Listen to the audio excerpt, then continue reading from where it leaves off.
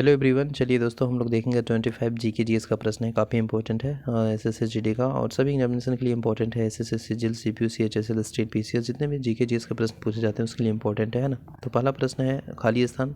एक भारतीय अमेरिका पेशेवर पहलवान है जो कि द ग्रेट खाली के नाम से प्रसिद्ध है, फेमस है, प्रचलित है, तो वह दलीप सिंह राणा है। नेक्स्ट है, 12वें ब्रिक्स सम्मेलन 2020 की मेजबानी किस देश ने की थी?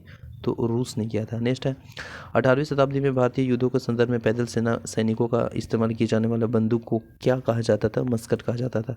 सूचना का अधिकार अधिनियम 2005 को जम्मू कश्मीर को छोड़कर संपूर्ण भारत में लागू हुआ था। नेक्स्ट है, एक व्यापक पद जिसमें शरीर के भीतर घटित होने वाली सभी शारीरिक अभिक्रियाएं शामिल है, तो वह चयापचय है। नेक्स्ट है, प्रश्न है 6 की प्रथम आधुनिक ओलंपिक खेलों की शुरुआत 6 अप्रैल 1896 को एथेंस में हुई थी। नेक्स्ट है, ज्ञानपीठ पुरस्कार क्या दिया गया था? तो 11 लाख का नगद पुरस्कार, प्रशंसा पत्र और देवी सरकारी की काव्य प्रतिमा।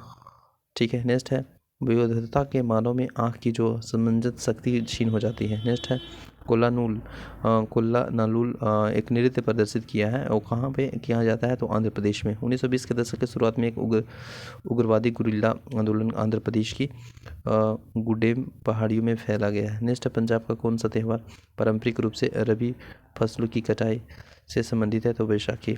Indian premier league IPL 5000 run पूरे करने वाले भारत की पहला विदेशी खिलाड़ी कौन बना? तो वह डेविस वार्नर है।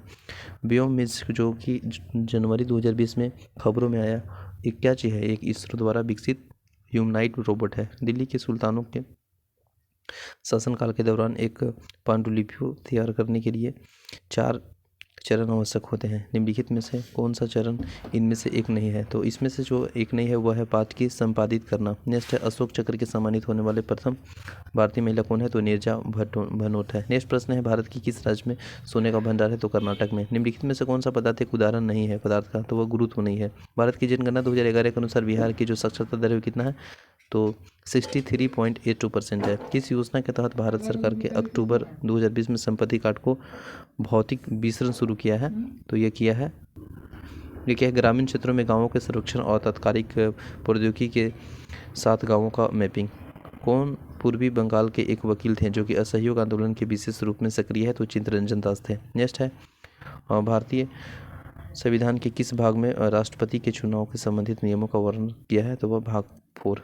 नेक्स्ट है,